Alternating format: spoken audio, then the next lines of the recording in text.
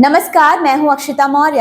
आइए रुक करते हैं फटाफट खबरों की ओर। व्हाइट हाउस के प्रेस सचिव ने कहा कि अमेरिका और भारत के संबंध एक मजबूत नींव पर आधारित है जो दोनों देशों के लोगों के बीच रिश्तों और वैश्विक मुद्दों पर सहयोग से स्थापित हुए हैं। हम मानते हैं और पूरी तरह से आश्वस्त है कि हम इस मुद्दे को भी समाधान की दिशा में ले जाएंगे, जैसे कि हमने अन्य मामलों में भी किया है।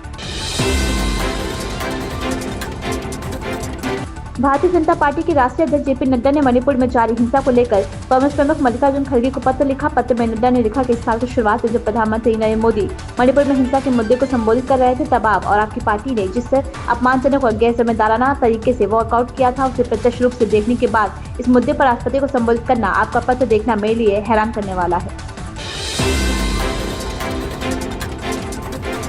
सीबीआई प्रमुख प्रकाश अंबेडकर ने कहा कि अगर कल वीवीए को महाराष्ट्र में सरकार बनाने के लिए किसी पार्टी या गठबंधन को समर्थन देने के लिए संख्या मिल जाती है तो हम उसी के साथ रहना पसंद करेंगे जो सरकार बना सके।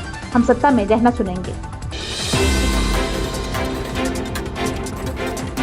अमिताभ बच्चन ने बेटे अभिषेक बच्चन की तारीफ में एक पोस्ट साझा किया। अमिताभ बच्चन ने लिखा, मेरे बेटे होने से मेरे उत्तराधिकारी नहीं होंगे, मेरे जो उत्तराधिकारी होंगे वो मेरे बेटे होंगे। अभिषेक मेरे बेटे, मेरे उत्तराधिकारी। संभल में जामा मस्जिद में जुम्मे पर ज्यादा नमाजियों के जुटने के आह्वान की विवादित पोस्ट के बाद सतर्कता बढ़ा दी गई है। जामा मस्जिद के आसपास और शहर में जगह जगह पुलिस फोर्स तैनात की गई है। डीएम और एसपी ने पैदल गश्त किया।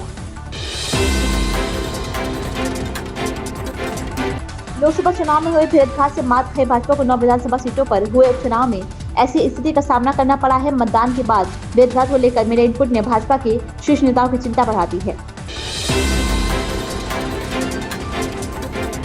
रूस ने यूक्रेन के दिनीपुर शहर पर अंतर महाद्वीपीय बैलिस्टिक मिसाइल से हमला किया। इस मिसाइल का इतिहास में इससे पहले कभी भी देश के द्वारा इस्तेमाल नहीं किया गया है। यूक्रेनी वायुसेना ने कहा कि हमले में कई प्रकार की मिसाइलें शामिल थी, जिसमें रूस के अस्त्रखान क्षेत्र से लॉन्च की गई एक SCBM भी शामिल थी।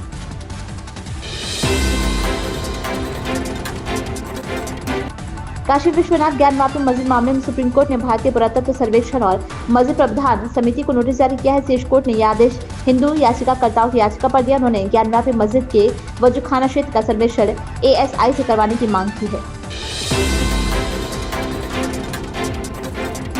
मुख्यमंत्री योगी आदित्यनाथ ने लखनऊ के लोक भवन में आयोजित कार्यक्रम में 701 वन दरोगाओं को नियुक्ति पत्र वितरित किया। उन्होंने कहा कि इन वन दरोगाओं में से 140 महिला भारतीय हैं। मुख्यमंत्री योगी ने सभी को बधाई और शुभकामनाएं दी। इस दौरान प्रदेश सरकार की तरफ से पर्यावरण के क्षेत्र में किए जा रहे कार्यक्रमों का भी वर्णन किया गया। यूपी में उपचुनाव की 9 सीटों पर मतदान के बाद मतगणना से एक दिन पहले सपा अध्यक्ष अखिलेश यादव ने पार्टी नेताओं व समर्थकों से अपील की कि वे पूरी तरह सतर्क रहे और शनिवार को मतगणना के बाद जीत का प्रमाण पत्र लेकर ही लौटे। उन्होंने कहा कि हम नैतिक रूप से जीत चुके हैं, बस प्रमाण पत्र मिलना बाकी है। इन खबरों में बस इतना ही। बने रहिए हमारे साथ।